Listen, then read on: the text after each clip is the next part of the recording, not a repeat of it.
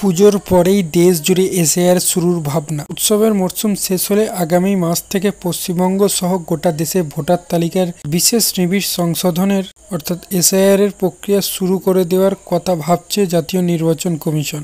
দিল্লিতে সব রাজ্যের মুখ্য নির্বাচন আধিকারিকদের সঙ্গে বৈঠকে এসআইআর প্রক্রিয়া শুরুর আগে প্রাথমিক প্রস্তুতির কাজ চলতি মাসের মধ্যেই শেষ করে ফেলার উপর জোর দিয়েছে কমিশন। বিশেষ করে পশ্চিমবঙ্গে এই মাসের মধ্যে প্রস্তুতি কাজ সেরে ফেলার জন্য বিশেষভাবে পরামর্শ দিয়েছেন মুখ্য নির্বাচন কমিশন, যাতে অক্টোবর থেকে ভোটার তালিকা সংশোধনের কাজ শুরু করা যায়। এসআইআর এর মামলার অন্যতম আইনজীবী অভিষেক মানু সিংভির মতে, সুপ্রিম কোর্টে এসআইআর নিয়ে একাধিক মামলা হয়েছে। আশা করা যায় সারা দেশে এসআইআর শুরুর আগে সুপ্রিম কোর্ট এই বিষয়ে নিজের রায় দেবে। কমিশন বিহারে ভোটার তালিকা সংশোধনের কাজ হাত দেওয়ার প্রবল বিতর্কের সাক্ষী থেকেছে গোটা দেশ। খসড়া তালিকায় প্রায় 65 লক্ষ ভোটারের নাম বাদ পড়েছে। এদিকে বছর ঘুরলে পশ্চিমবঙ্গ, অসম, কেরালা সহ 5 রাজ্যের নির্বাচন রয়েছে। তাই ওই রাজ্যগুলির সঙ্গে গোটা দেশের ভোটার তালিকা সংশোধনের কাজ সেরে ফেলার পক্ষপাতিত্ব কমিশন। গোটা দেশের ভোটার তালিকার সংশোধনের বিষয়টি চূড়ান্ত করতে এ বছর এই নিয়ে আজ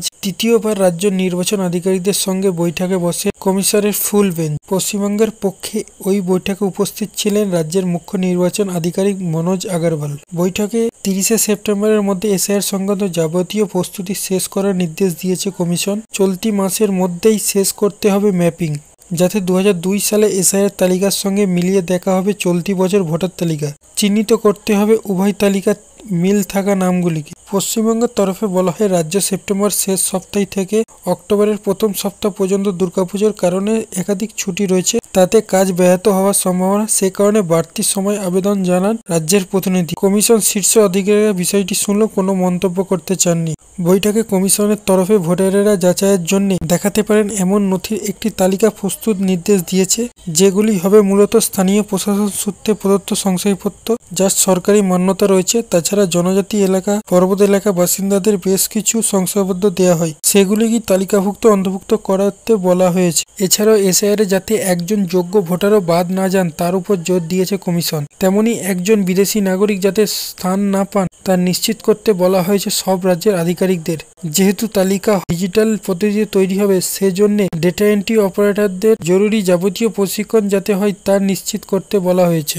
এছাড়াও বৈঠকের প্রতিটি রাজ্যের আধিকারিকদের নিজেদের রাজ্যে শেষবার যে এসআইআর হয়েছে তা কতদিন ধরে চলেছিল, তাতে কত ভোটার ছিলেন, সে সম্বন্ধে বিস্তারিত তথ্য তুলে ধরে। যেহেতু বিহারে ইতিমধ্যে এসআইআর প্রক্রিয়া শুরু হয়ে গেছে, তাই বিহারের মুখ্য নির্বাচন আধিকারিক নিজের অভিজ্ঞতা বাকিদের সঙ্গে ভাগ করে নেন। পাশাপাশি একটি বুথে সর্বোচ্চ ভোটার সংখ্যা 1200-এর বেশি যাতে না হয় তা নিশ্চিত করতে উপরে জোর দেওয়া হয়েছে। প্রয়োজনে অতিরিক্ত বুথ গড়ার পরামর্শ দেওয়া হয়েছে। এদিকে সবথেকে গুরুত্বপূর্ণ যে 11 দফা নথি চাওয়া হয়েছে, তার মধ্যে এইবারে এসআইআর এ আধার কার্ডকে সংযুক্ত করবে কিনা সেটি দেখা। আধারকে সংযুক্ত করা বাধ্যতামূলক হতেও পারে, কারণ সুপ্রিম কোর্টের রায়ে আধারকে মান্যতা দিয়েছিল। তো এটি দেখার এইবারে এসআইআর যে শুরু হবে পশ্চিমবঙ্গ সহ গোটা দেশে, সেখানে আধারের স্থান পাবে কিনা। আশা করা যায় আধারের স্থান পাবে। তবে পশ্চিমবঙ্গ সহ গোটা দেশে পুজোর পর অর্থাৎ অক্টোবর থেকে এসআইআর শুরু হতে চলেছে। তো এসআইআর নিয়ে আরো আপডেট যখন সময় আসবে আপনাদের সামনে তুলে ধরবো। আমাদের সাথে থাকবেন। এরকম আপডেট পাওয়ার জন্য অবশ্যই চ্যানেলটি সাবস্ক্রাইব করে পাশে থাকা বেল আইকনটি প্রেস করে নেবেন। চলুন দেখা হচ্ছে একটি নতুন ভিডিওতে। ধন্যবাদ।